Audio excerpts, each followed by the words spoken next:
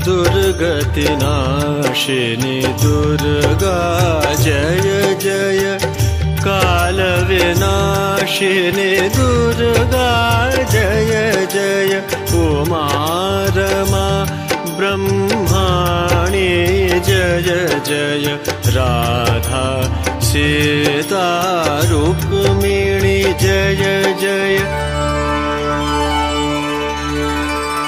भगवती श्री काली परमात्मा की पराशक्ति भगवती निराकार होकर भी देवताओं का दुख दूर करने के लिए युग युग में साकार रूप धारण करके अवतार लेती हैं। उनका शरीर ग्रहण उनकी इच्छा का वैभव कहा गया है। सनातन शक्ति जगदम्बा ही महामाया कही गई हैं। वे ही सबके मन को सींचकर मोह में डाल देती हैं। उनकी माया से मोहित होने के कारण ब्रह्मादि समस्त देवता भी परम तत्व को नहीं जान पाते। फिर मनुष्यों की तो बात ही क्या है।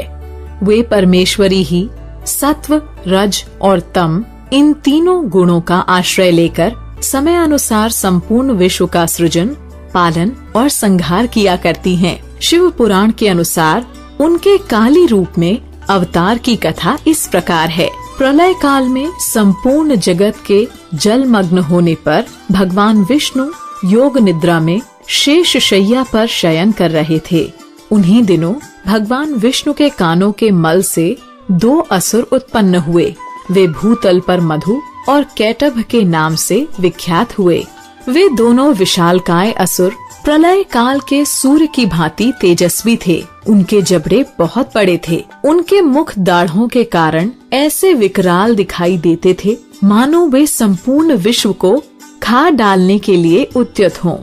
उन दोनों ने भगवान विष्णु की नाभि से उत्पन्न हुए कमल के ऊपर विराजमान ब्रह्मा को देखकर पूछा, अरे तू कौन है और यहाँ पर कैसे आ गया? ऐसा कहते हुए वे दोनों ब्रह्मा जी को मारने के लिए तैयार हो गए। ब्रह्मा जी ने देखा कि ये दोनों मेरे ऊपर आक्रमण करना चाहते हैं और भगवान विष्णु समुद्र के जल में शेष शैया पर सो रहे हैं। तब उन्होंने अपनी रक्षा के लिए महामाया परमेश्वरी की स्तुति की और उनसे प्रार्थना की, अंबिके तुम इन दोनों असुरों को मोहित करके मेरी रक्षा करो और अजन्मा भगवान नारायण को जगा दो। मधु और कैटभ के नाश के लिए ब्रह्मा जी के प्रार्थना करने पर संपूर्ण विद्याओं की अधिदेवी जग जननी महाविद्या काली फाल्गुन शुक्ला द्वादशी को त्रैलोक्य मोहिनी शक्ति के रूप में पहले आकाश में प्रकट हुई। तदनंतर आकाशवाणी हुई, कमलासन ब्रह्मा डरो मत, युद्ध में मधु कैटभ का विनाश करके मैं तुम्हारे संकट दूर करूंगी। फिर वे महामाया भगवान श्री हरि के नेत्र, मुख, नासिका और बाहु आदि से निकलकर ब्रह्मा जी के सामने आ खड़ी हुई। उसी समय भगवान विष्णु भी योग निद्रा से जग गए। फिर देवाधिदेव भगवान विष्णु ने अपने सामने मधु और कैटभ दोनों दैत्यों को देखा। उन दोनों महादैत्यों के साथ अतुल तेजस्वी भगवान विष्णु का 5000 वर्षों तक घोर युद्ध हुआ।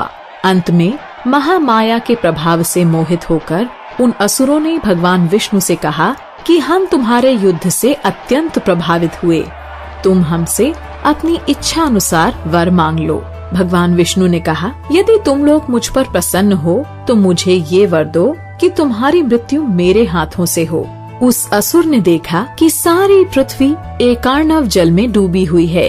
यदि हम सूखी धरती पर अपने मृत्यु का वरदान इन्हें देते हैं तब ये चाहकर भी हमको नहीं मार पाएंगे और हमें वरदान देने का श्रेय भी प्राप्त हो जाएगा। अतः उन दोनों ने भगवान विष्णु से कहा कि तुम हमको ऐसी जगह मार सकते हो जहाँ जल से भीगी हुई धरती न हो।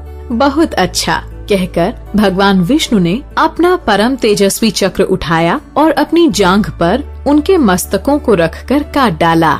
इस प्रकार भगवती महाकाली की कृपा से उन दैत्यों की बुद्धि भ्रमित हो जाने से उनका अंत हुआ।